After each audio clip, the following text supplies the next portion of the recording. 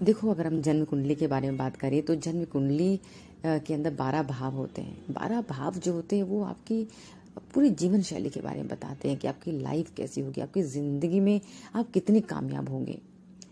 अगर हम first house के बारे में बात करें या प्रथम भाव के बारे में बात करें तो यह आपके स्वभाव को बताता है, आपके शरीर को बताता है कि आपकी शारीरिक बनावट कैसी होगी, आपका स्वास्थ्य कैसा होगा, आपका व्यक्तित्व कैसा होगा।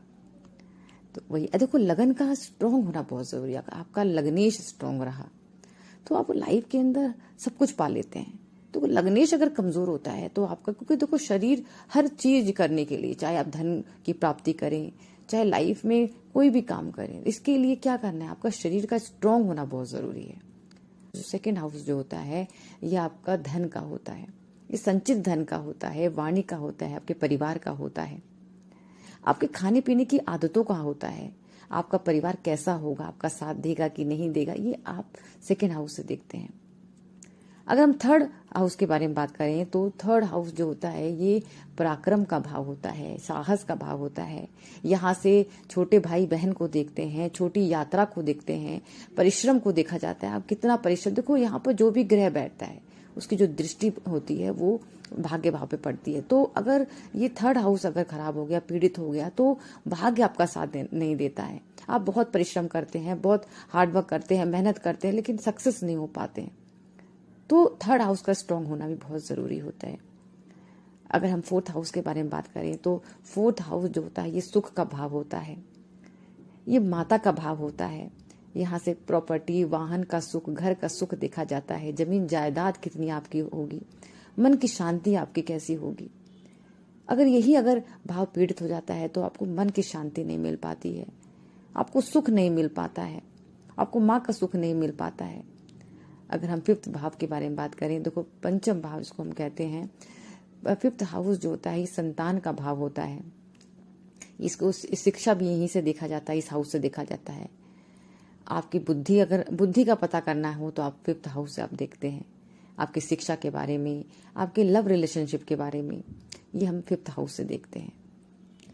वही अगर हम सिक्स्थ हाउस के बारे में बात करें तो जो सिक्स्थ हाउस होता है वे रोग का होता है, ऋण का होता है, शत्रु का होता है। कहीं देखो कंपटीशन का हाउस भी यही होता है। जॉब भी हम सिक्स्थ हाउस से देखते हैं। आप कंपटीशन करते हैं, जो लाइफ के अंदर बहुत मेहनत करते हैं, सक्सेस, देखो अगर ये हाउस सिक्स्थ हाउस बहुत स्ट्रांग रहता है तो आप कोई भी कंपटीशन, कोई भी एग्जाम देंगे, आप सक्सेस हो जाते हैं, आप सेलेक्ट हो जाते हैं। वही अगर हम सेवंथ हाउस के बारे में बात करें तो ये विवाह का होता है, पार्टनर का होता है, आपके बिजनेस का होता है। अगर ये हाउस आपका स्ट्रांग रहता है तो एक आपको अच्छा पार्टनर मिलता है।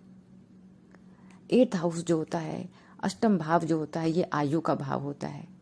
ये कहते हैं एक ट्रांसफॉर्मेशन का भाव होता है, एक ओकल्ट साइंस का भाव होता है कि यहाँ से आपको, देखो यहाँ पर जितनी रिसर्च का भाव होता है, ये सिर्फ एक आयु ही नहीं देखते इस अष्टम भाव से, यहाँ ओकल्ट साइंस है। अब आप बहुत ज्यादा गहराई की बात करें, गहराई से किसी चीज को जानना हो तो हम अष्टम भाव से देखते हैं। सडन कोई प्रॉब्लम आए, अचानक कोई दिक्कतें आ जाए, क्योंकि पीड़ा का है, प्रॉब्लम का है, परेशानियों का है। जब एट्थ हाउस की दशा आती है तो व्यक्ति को बहुत पीड़ा, प्रॉब्लम, परेशानियों का सामना करना पड़ता है।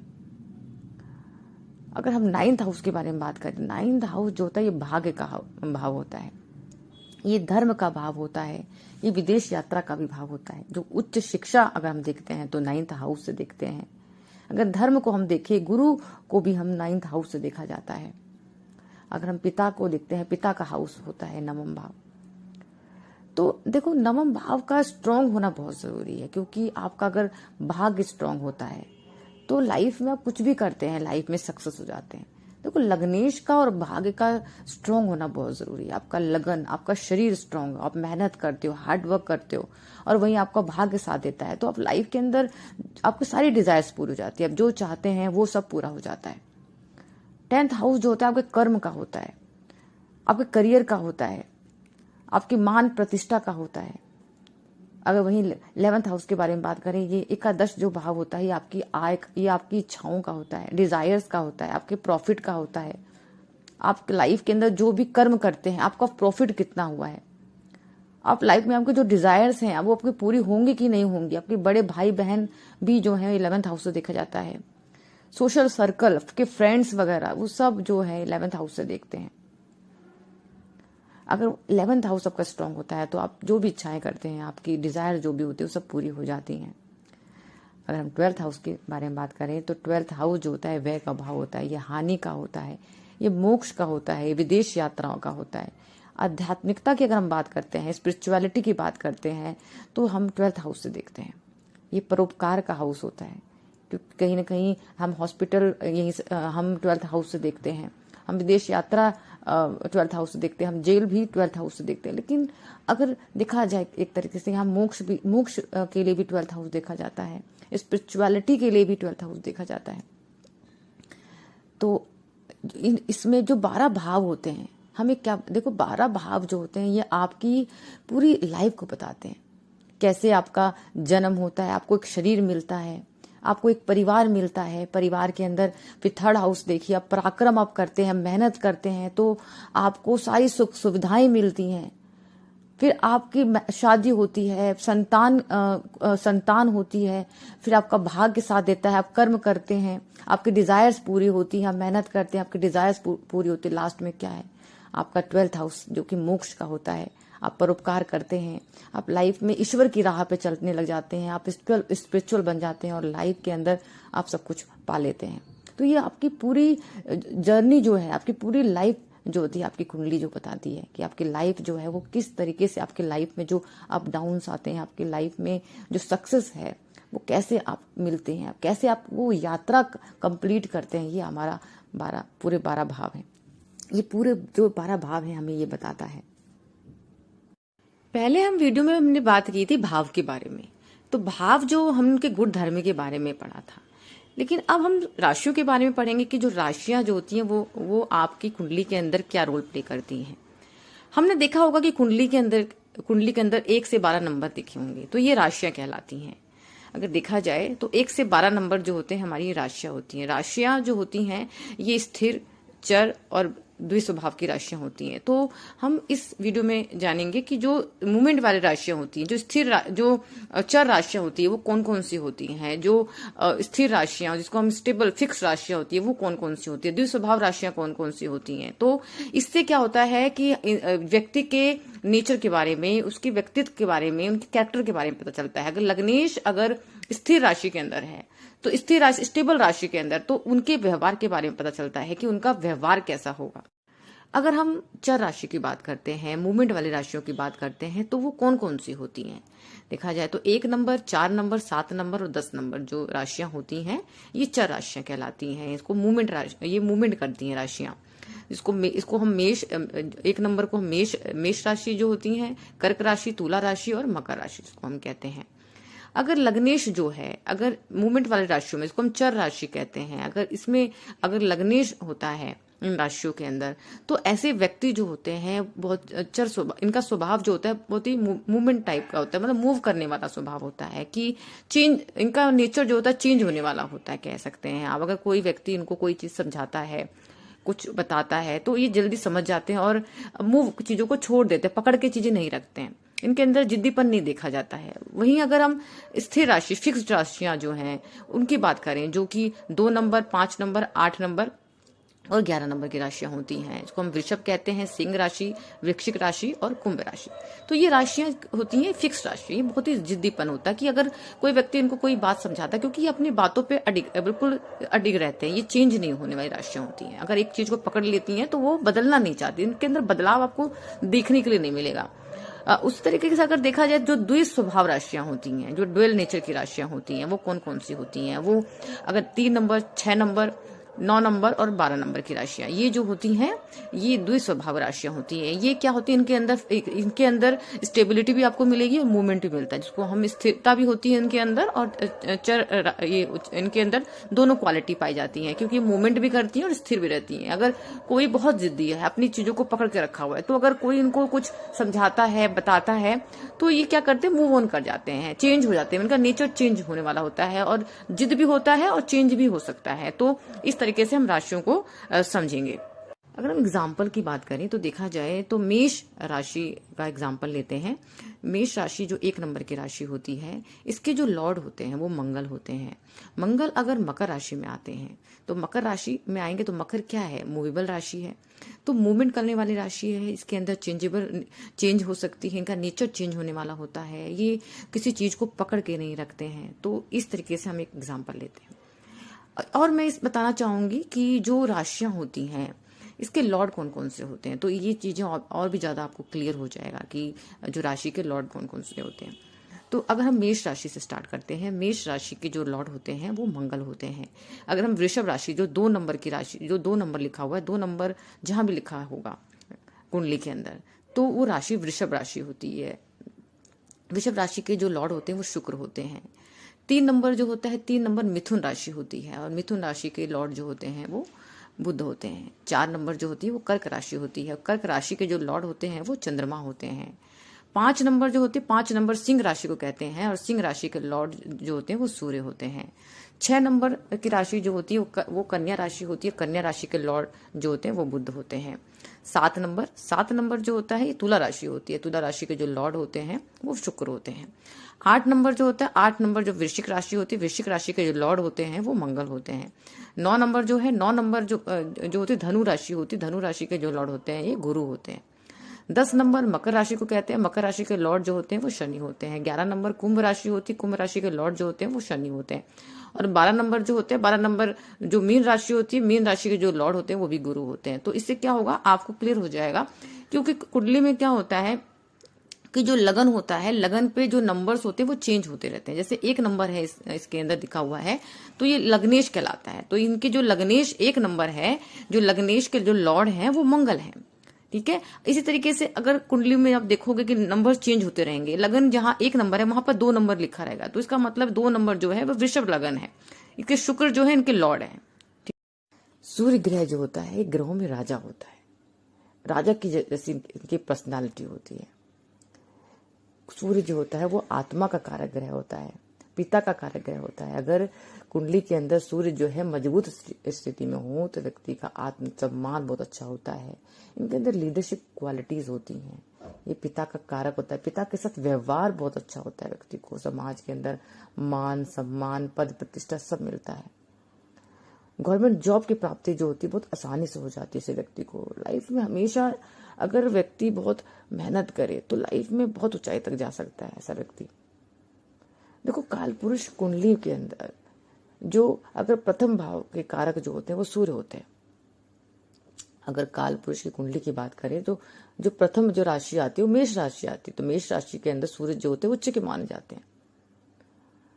और यहाँ पर व्यक्ति अगर प्रथम भाव में अगर सूर्य स्ट्रांग होता है तो व्यक्ति का जो स्वास्थ्य होता है वो बहुत अच्छा होता है।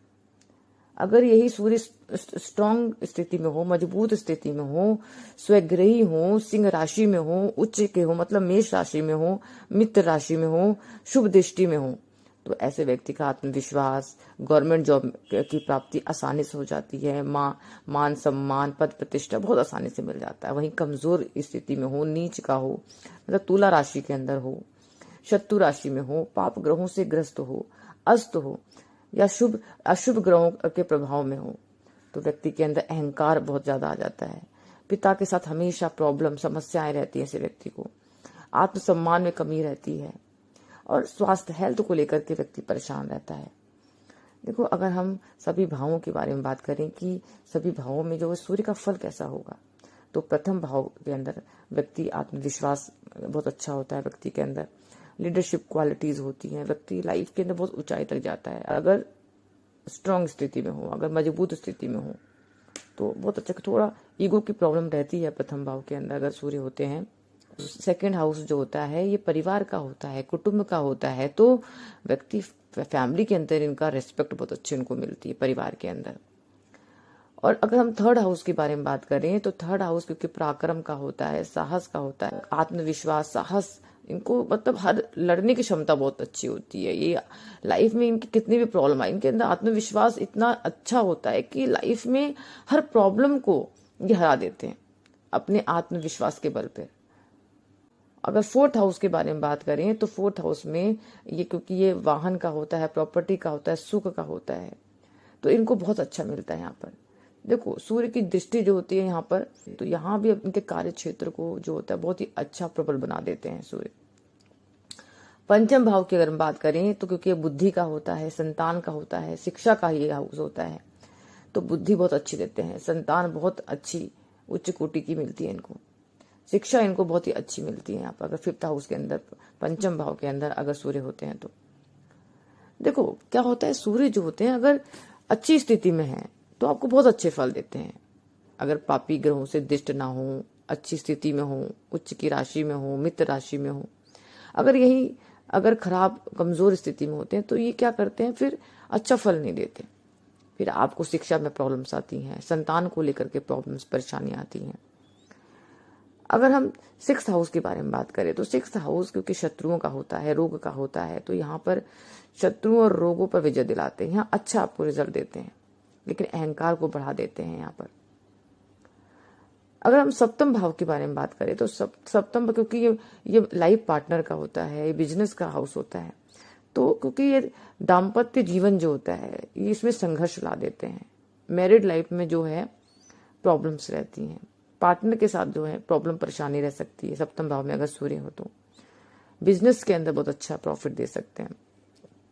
अगर एट्थ हाउस के बारे में बात करें, क्योंकि देखो एट्थ हाउस जो होता है पीड़ा का होता है, प्रॉब्लम्स का होता है, समस्याओं का होता है, तो क्योंकि ये ओकल्ट साइंस का होता है तो ये गुप्त ज्ञान बहुत अच्छा देते हैं, रिसर्च में रुचि देते हैं। स्वास्थ्य समस्याएं रह सकती हैं अगर एट्थ हाउस के अंदर अगर सूर्य होता है तो। अगर नवम भाव के बारे में बात करें, नाइन्थ हाउस के बारे में बात करें तो नाइन्थ हाउस जो होता है क्योंकि ये भाग्य का होता है, पिता का होता है, तो भाग्य को अच्छा बनाता है, भाग्यशाली बनाता है। नवम भाव में जब सूर्य होते हैं तो व्यक्ति को भाग्यशाली बनाता है, पिता के साथ सहयोग जो होता है बहुत अच्छे होते हैं। वहीं अगर हम दशम भाव के बारे में भाव में बात करें, टेंथ हाउस के बारे में बात करें तो करियर के अंदर बहुत अच्छी सफलता देता है, मतलब गवर्नमेंट जॉब व्यक्ति को बहुत आसानी से मिल जाती है, उच्च पद की प्राप्ति में होती है, चाहे वह गवर्नमेंट सेक्टर में हो चाहे प्राइवेट सेक्टर में व्यक्ति हो, तो उस सेक्टर के अंदर व्यक्ति को उच्च पद की प्राप्ति होती है अगर शुभ अवस्था में सूर्य है तो। अगर हम एकादश भाव के बारे में बात करें, क्योंकि यह प्रॉफिट का हाउस होता है, तो कहीं ना कहीं आर्थिक लाभ इनको बहुत अच्छा मिलता है। इनके जो होते हैं बड़े लोगों के साथ, ऊंचे लोगों के साथ संपर्क बहुत अच्छे रहते हैं, समाज में एक अच्छी पहचान मिलती है ऐसे व्यक्ति को। वही अब ट्वेल्थ हाउस के बारे में बात करें तो ट्वेल्थ हाउस क्योंकि विदेश का होता है यहाँ पर, क्योंकि व्यय का हाउस होता है, तो कहीं ना कहीं खर्चों को बढ़ा देता है। ये विदेश यात्रा यहाँ पर बहुत अच्छी करा सकता है। अगर आपको फॉरेन के साथ अगर जुड़ के काम करते हैं तो बहुत अच्छा लाइफ में प्रॉफिट देते हैं। विदेश के साथ जुड़ करके रहते हैं तो लाइफ के अंदर आपको बहुत अच्छी ऊंचाई तक ले जाता है ये सूर्य, ट्वेल्थ हाउस का सूर्य जो होता है।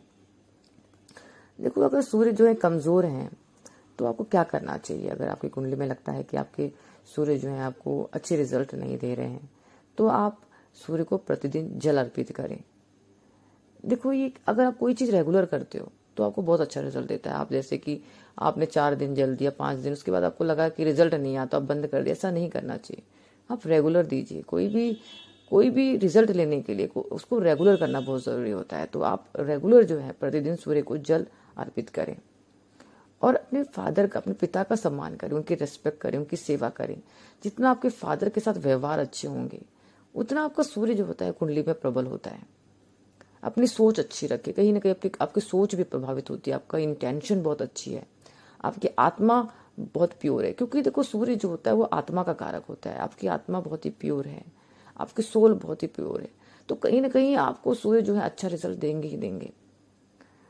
बहुत ही कमजोर स्थिति में है तो आप गुड़ का, गेहूं का आप दान कर सकते हैं। तो इस तरीके से आप सूर्य को अपने मजबूत कर सकते हैं। चंद्रमा जो होता है वो मन और बुद्धि का कारक ग्रह होता है। अगर आपकी कुंडली में चंद्रमा खराब है तो बहुत प्रॉब्लम्स क्रिएट हो जाती है, व्यक्ति स्ट्रेस में चला जाता है, डिप्रेशन में चला जाता है, छोटी छोटी बातों में टेंशन करना उसके स्वभाव में हो जाता है। देखो चंद्रमा जो होता है वो जल का कारक होता है, मन का कारक होता है। चंद्रमा से हमें व्यक्ति के स्वभाव कैसा होगा ये पता चलता है। चंद्रमा जो होता है ये माँ का कारक होता है। अगर चंद्रमा शुभ स्थिति में हो तो धन की स्थिति जो होता है वो बहुत मजबूत रहती है। चंद्रमा जो होता है व्यक्ति को बहुत दयालु बनाता है, बुद्धिमान बनाता है अगर शुभ स्थिति में है तो। अगर यदि चंद्रमा स्वग्रही है, उच्च का है, शुभ ग्रहों से युक्त है तो व्यक्ति मानसिक रूप से स्थिर रहता है, शांत रहता है, बहुत संतुलन उसके स्वभाव में रहता है, संतुलित रहता है ऐसा व्यक्ति।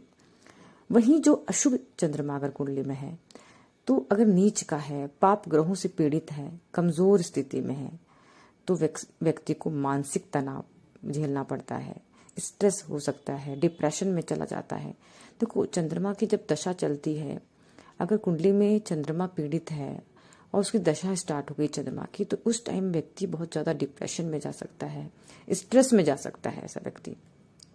साढ़े साती की अगर हम बात करें कि यदि शनि की साढ़े साती या ढैया चंद्रमा पर हो तो मानसिक तनाव और उतार चढ़ाव जो है व्यक्ति के जीवन में देखने को मिलते हैं। अगर कुंडली के अंदर चंद्रमा राहु के साथ हो, केतु के साथ हो तो व्यक्ति बहुत परेशान हो जाता है। भावों के अंदर चंद्रमा का क्या प्रभाव होता है? अगर हम प्रथम भाव के बारे में बात करें तो प्रथम भाव में चंद्रमा जो होता है व्यक्ति को, क्योंकि ये लगन होता है, ये शरीर होता है, तो व्यक्ति को बहुत आकर्षक बनाता है, बहुत भावुक बनाता है। व्यक्ति बात बात में इमोशनल हो जाता है, मन चंचल रहता है। यहाँ पर विचार जो हैं जल्दी बदलते रहते हैं व्यक्ति के। यदि चंद्रमा शुभ स्थिति में हो तो व्यक्ति प्रसिद्ध होता है, बुद्धिमान होता है, स्वभाव बहुत कोमल स्वभाव का व्यक्ति होता है। लगन में अगर चंद्रमा होता है तो कमजोर चंद्रमा क्या करता है? मानसिक अस्थिरता ले आता है, आत्मविश्वास की कमी रहती है, बार बार मूड जो होता है वो स्विंग होता रहता है। अगर सेकंड हाउस के बारे में बात करें तो सेकंड हाउस के अंदर व्यक्ति का धन जो है वो बहुत प्रभावित होता है। धन और वाणी पर बहुत प्रभाव पड़ता है, अच्छी होती है, बहुत अच्छा बोलने वाला व्यक्ति होता है। परिवार में प्रेम, माता पिता के साथ विशेष लगाव रहता है ऐसे व्यक्ति का। अगर शुभ स्थिति के अंदर अच्छा, मतलब आर्थिक लाभ बहुत अच्छा करवाता है अगर सेकंड हाउस में चंद्रमा होता है तो। अगर यही कमजोर स्थिति में हो तो एक अनावश्यक खर्चे जो होते हैं बहुत बढ़ा। अगर हम थर्ड हाउस के बारे में बात करें तो थर्ड हाउस के अंदर व्यक्ति बहुत ही साहसी होता है, बहुत ही हिम्मत वाला होता है, बहुत ही स्ट्रांग होता है। छोटे भाई बहनों के साथ संबंध अच्छे रहते हैं। मीडिया में, कला के क्षेत्र में, कम्युनिकेशन के क्षेत्र में सक्सेस मतलब अच्छी मिल जाती है ऐसे व्यक्ति को अगर इस क्षेत्र में काम करता है। अगर फोर्थ हाउस के अंदर चंद्रमा हो तो क्या रिजल्ट देता है? देखो अगर चंद्रमा जो है अगर फोर्थ हाउस में हो, अच्छी स्थिति में हो तो व्यक्ति का जो मानसिक संतुलन बहुत अच्छा रहता है। माँ के साथ जो रिलेशंस होते हैं वो बहुत अच्छे होते हैं। घर का सुख, वाहन का सुख जो होता है व्यक्ति को बहुत अच्छा मिलता है। वहीं कमजोर स्थिति में अगर चंद्रमा हो तो उसको अशांति बहुत रहती है, मतलब क्योंकि ये चौथा घर जो होता है ये मन का ही होता है। और इस यहाँ पर व्यक्ति बहुत ज्यादा अगर कमजोर चंद्रमा हो, शनि के साथ हो, राहु के साथ हो, केतु के साथ हो तो व्यक्ति स्ट्रेस लेवल जो डिप्रेशन तक चला जाता है सब। पंचम भाव की अगर हम बात करें, फिफ्थ हाउस की अगर हम बात करें तो फिफ्थ हाउस में अगर चंद्रमा हो तो व्यक्ति बहुत बुद्धिमान होता है, बहुत क्रिएटिव होता है। फिफ्थ हाउस में अगर चंद्रमा होता है तो शिक्षा के क्षेत्र में बहुत अच्छी सक्सेस मिलती है। संतान से बहुत सुखी रहता है अगर चंद्रमा मजबूत हो तो। वहीं अगर चंद्रमा कमजोर है तो उसका पढ़ाई में मन नहीं लगता और जो लव रिलेशनशिप के अंदर उसको प्रॉब्लम्स आनी शुरू हो जाती है, दिक्कतें आनी शुरू हो जाती है। अगर अशुभ स्थिति में चंद्रमा है, अगर शनि के साथ है, राहु के साथ है, केतु के साथ है तो प्रॉब्लम्स आनी शुरू हो जाती हैं। संतान के साथ प्रॉब्लम शुरू हो जाती है, एजुकेशन के अंदर दिक्कतें आनी शुरू हो जाती हैं।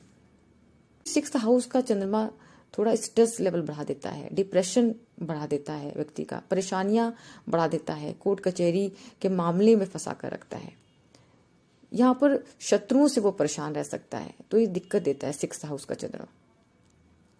अगर हम सेवंथ हाउस के बारे में बात करें तो सेवंथ हाउस के अंदर जीवन साथी के साथ बहुत अच्छा निपटा है, बहुत अच्छा जीवन साथी, अच्छा स्वभाव वाला यहाँ पर जीवन साथी व्यक्ति को मिलता है और जो उनकी मैरिड लाइफ जो होती है वो तो अच्छी चलती है। अगर चंद्रमा अकेला है तो, अगर चंद्रमा राहु के साथ है, शनि के साथ है, केतु के साथ है तो मैरिड लाइफ में दिक्कतें आ जाती हैं। वैवाहिक जीवन जो होता है वो बहुत ज़्यादा प्रॉब्लम करता है, अस्थिरता बना देता है वैवाहिक जीवन के अंदर। अगर हम 8th हाउस के बारे में बात करें तो 8th हाउस क्योंकि यहाँ में चंद्रमा होगा, तो क्योंकि ये गुप्त विद्याओं का हाउस है, तो व्यक्ति जो होता है गुप्त विद्याओं में ऐसे व्यक्ति की रुचि रहती है। अचानक लाभ, अचानक हानि के यहाँ पर योग बन जाते हैं। यहाँ पर स्वास्थ्य की समस्याएं रहती हैं, मानसिक रूप से व्यक्ति परेशान रहता है। 9th हाउस में चंद्रमा हो तो व्यक्ति धार्मिक होता है, भाग्यशाली होता है। अगर वो यात्राएं करें, तीर्थ यात्राएं करें तो बहुत शुभ फल देता है यहाँ पर चंद्रमा। पिता के साथ संबंध बहुत अच्छे रहते हैं। वहीं अगर चंद्रमा कमजोर हो तो भाग्य के अंदर उतार चढ़ाव जो है वो आ जाते हैं व्यक्ति के जीवन में। अगर हम 10th हाउस के बारे में बात करें तो 10th हाउस के अंदर अगर चंद्रमा होता है, अगर व्यक्ति मेहनती है, यहाँ पर बहुत हार्ड वर्क करता है। देखो चंद्रमा जो होता है वो जल का कारक होता है, चंद्रमा जो होता है वो मन का कारक होता है। तो व्यक्ति अगर जल से जुड़े हुए काम करे, जैसे वो अगर नेवी में काम करता है, डेयरी का काम करता है तो बहुत अच्छे रिजल्ट्स मिलते हैं। साइकेट्रिस्ट का काम करे व्यक्ति तो बहुत अच्छे रिजल्ट्स मिलते हैं अगर इस फील्ड में काम करता है व्यक्ति। तो 11th हाउस की अगर हम बात करें, क्योंकि इच्छा पूर्ति का हाउस होता है, यहाँ पर चंद्रमा आपकी हर इच्छाएं पूरी करता है। दोस्तों और बड़े लोगों का सहयोग बहुत अच्छे मिलता है यहाँ पर। कमजोर अगर स्थिति में है तो यहाँ पर लालच व्यक्ति का बढ़ जाता है। अगर हम 12th हाउस के बारे में बात करें तो अगर 12th हाउस में चंद्रमा है तो व्यक्ति बहुत आध्यात्मिक हो सकता है, बहुत स्पिरिचुअल बनता है। अगर चंद्रमा यहाँ पर आपको पॉजिटिव रिजल्ट कर देता है, चंद्रमा अगर शुभ अवस्था में है। अगर व्यक्ति जो है विदेश की यात्रा करे, विदेश के साथ अगर कोई काम करे तो उसको बहुत अच्छे रिजल्ट्स मिले। अगर यही चंद्रमा अगर कमजोर स्थिति में हो तो उसको तनाव होगा, व्यर्थ के खर्चे बढ़ जाएंगे। यहाँ पर व्यक्ति का जो अकेलापन जो होता है ना, बहुत अकेलापन बहुत महसूस करता है। अगर ये शुभ चंद्रमा हुआ तो ये अकेलापन जो होता है उसको बहुत अच्छा लगता है, ऐसा व्यक्ति अकेला रहना ही पसंद करेगा ऐसा व्यक्ति। तो देखो ये जो चंद्रमा का स्थिति जो होता है भाव के हिसाब से चेंज होता रहता है। चंद्रमा हमारी कुंडली के अंदर बहुत इंपॉर्टेंट रोल प्ले करता है। अगर एक चंद्रमा ही अगर खराब हो, बाकी सभी ग्रह अगर अच्छे हों, तो क्योंकि मन का स्थिर रहना बहुत जरूरी है। अगर मन ही आपका स्थिर नहीं रहेगा तो लाइफ के अंदर आप कोई भी सक्सेस हासिल करने के लिए हमें मन की स्थिरता की जरूरत होती है। हमें लाइफ में अगर कुछ बनना है तो अगर हमारा मन स्थिर नहीं रहेगा तो वहां तक पहुंचना बहुत मुश्किल हो जाता है। तो चंद्रमा का स्थिर होना बहुत जरूरी है। तो अगर चंद्रमा जो है कुंडली के अंदर अशुभ है तो इसके लिए जो है आपको उपाय जरूर करने चाहिए।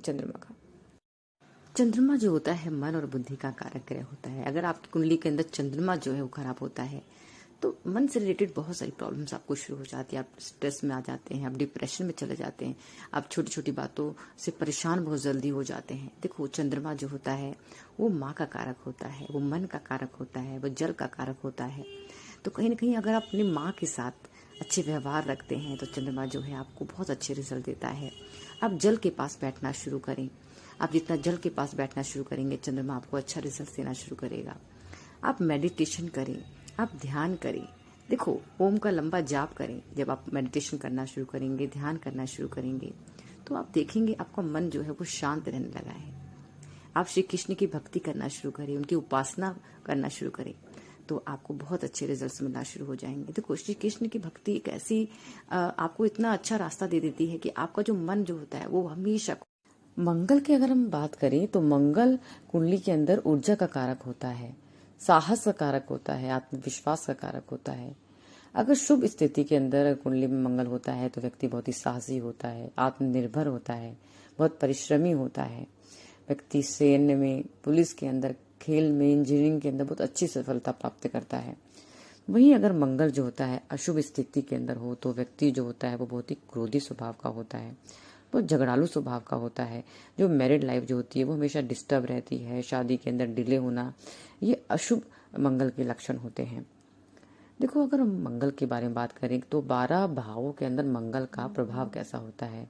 अगर प्रथम भाव में मंगल होता है तो व्यक्ति बहुत ही साहसी होता है, आत्मनिर्भर होता है। देखो मंगल प्रथम भाव में व्यक्ति के क्रोध को बढ़ा देता है। यहाँ का मंगल जो होता है व्यक्ति बहुत ज्यादा एनर्जेटिक होता है, ऊर्जा बहुत होती है व्यक्ति में काम करने की का, और व्यक्ति लाइफ में बहुत ऊंचाई तक जाता है। अगर व्यक्ति क्रोध ना करे, क्योंकि आत्मनिर्भरता बहुत अच्छी देता है व्यक्ति को। अगर व्यक्ति क्रोध नहीं करता है तो क्योंकि यहाँ का मंगल जो होता है व्यक्ति को मांगलिक दोष दे देता है। कहीं न कहीं दृष्टि होती है वो सप्तम भाव पे पड़ती है। तो सप्तम भाव कहीं पार्टनर का घर होता है, आपके लाइफ पार्टनर का हाउस होता है, तो कहीं ना कहीं मैरिड लाइफ में डिस्टर्बेंस होना, डिले होना, ये प्रॉब्लम्स क्रिएट हो जाती है। मंगल अगर सेकंड हाउस में होता है तो सेकंड हाउस के अंदर ये परिवार के साथ, फैमिली के साथ जो लड़ाई झगड़े, ये प्रॉब्लम क्रिएट कर देता है। मतभेद होना हमेशा परिवार के साथ, और यहाँ पर पैसों की स्थिति अच्छी रखता है, धन लाभ बहुत अच्छा देता है मंगल अगर सेकंड हाउस में होता है तो। मंगल अगर थर्ड हाउस में हो तो बहन भाई के साथ जो रिलेशंस को वो थोड़ा खराब हो जाते हैं, लेकिन व्यक्ति को साहस बहुत अच्छा होता है, व्यक्ति के अंदर हिम्मत बहुत अच्छा होता है, परिश्रमी स्वभाव का व्यक्ति होता है यहाँ पर थर्ड हाउस का मंगल। वहीं फोर्थ हाउस में अगर मंगल हो तो माता के साथ मतभेद होता है, और भूमि का, वाहन का सुख बहुत अच्छा मिलता है फोर्थ हाउस के मंगल।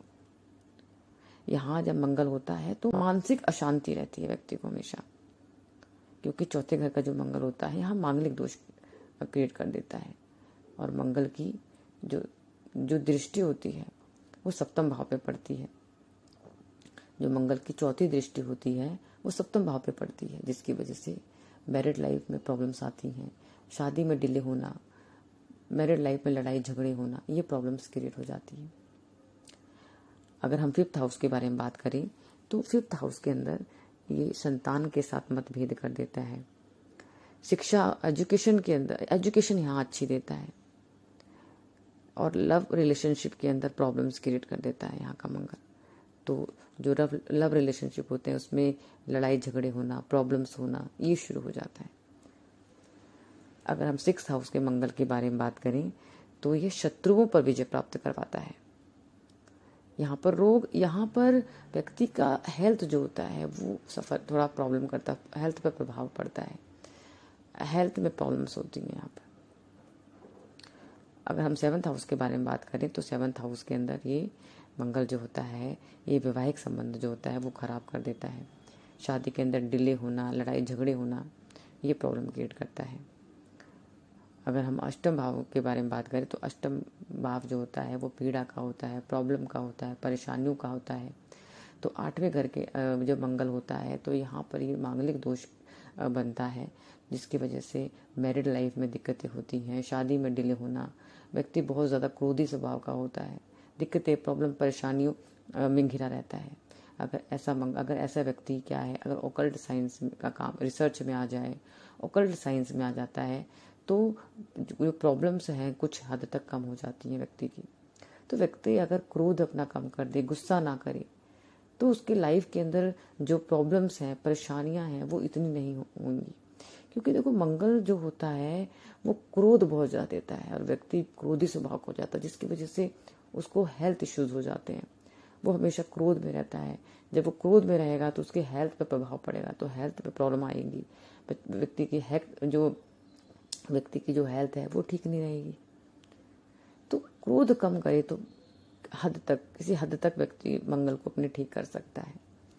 अगर हम नाइन्थ हाउस के बारे में बात करें तो नाइन्थ हाउस के अंदर अगर मंगल होता है तो व्यक्ति को पिता के साथ मतभेद होता है। नाइन्थ हाउस में अगर मंगल होता है तो भाग्य अच्छा रहता है, धर्म में रुचि रहती है से व्यक्ति की।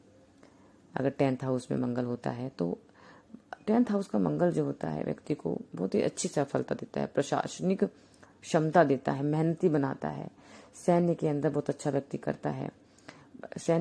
टेंथ हाउस जो होता है वो कर्म का हाउस होता है। तो व्यक्ति अगर सैन्य फील्ड में, पुलिस के अंदर, अगर खेल के अंदर, इंजीनियरिंग फील्ड में अगर काम करता है तो जल्दी सफलता उसको मिलती है, व्यक्ति को अगर इस फील्ड में काम करे तो व्यक्ति। वहीं अगर हम 11th हाउस के बारे में बात करें तो 11th हाउस क्योंकि लाभ का भाव होता है, इच्छाओं की पूर्ति का भाव होता है, तो कहीं ना कहीं व्यक्ति की इच्छाएं जो है वो पूरी हो जाती हैं। लेकिन मित्रों के साथ, फ्रेंड्स के साथ यहाँ पर रिलेशंस खराब होते हैं व्यक्ति के, बड़े भाई के साथ मतभेद हो सकता है यहाँ पर 11th हाउस के अंदर अगर मंगल होता है। देखो मंगल जो होता है वो लड़ाई झगड़ों का कारक होता है, तो जिस हाउस में मंगल होगा तो वहाँ पर वो कुछ ना कुछ प्रॉब्लम क्रिएट कर देता है, लड़ाई झगड़े, रिलेशंस को लेकर के दिक्कत कर देता है मंगल। अगर वहीं हम 12th हाउस के बारे में बात करें तो यहाँ पर व्यक्ति अगर विदेश यात्रा करता है 12th हाउस में अगर मंगल होता है तो मंगल जो होता है बहुत ही शुभ जो है, मतलब उसको रिजल्ट देते हैं। यहाँ पर खर्चे जो है व्यक्ति के बढ़ा देते हैं। अगर गुप्त शत्रुओं से व्यक्ति जो है वो परेशान रहता है। देखो जो 6th हाउस होता है वो शत्रुओं का होता है, लेकिन अगर हम 12th हाउस के बारे में बात करें तो 12th हाउस गुप्त शत्रुओं का होता है। तो कहीं ना कहीं जो गुप्त शत्रु होते हैं उनसे व्यक्ति परेशान हमेशा रहता है। तो ये 12 भावों का जो रिजल्ट जो होता है, देखो मंगल जो होता है, अगर हम मंगल को अगर मतलब ठीक करना है, अगर मंगल कुंडली में अशुभ है, अच्छे रिजल्ट अगर मंगल नहीं दे रहा है, तो व्यक्ति को चांदी का यूज ज्यादा करे। चांदी के कड़े पहन सकता है, चांदी की चेन पहन सकता है व्यक्ति, चांदी के गिलास में पानी पी सकते हैं। तो जितना चांदी यूज करेंगे उतना व्यक्ति का जो है क्रोध जो होता है वो कम होने लगेगा। देखो व्यक्ति अगर क्रोध कम कर देता है, क्योंकि क्रोध ही प्रॉब्लम क्रिएट करता है, लड़ाई झगड़े होते हैं, दिक्कतें होती है, क्योंकि क्रोध में व्यक्ति भूल जाता है।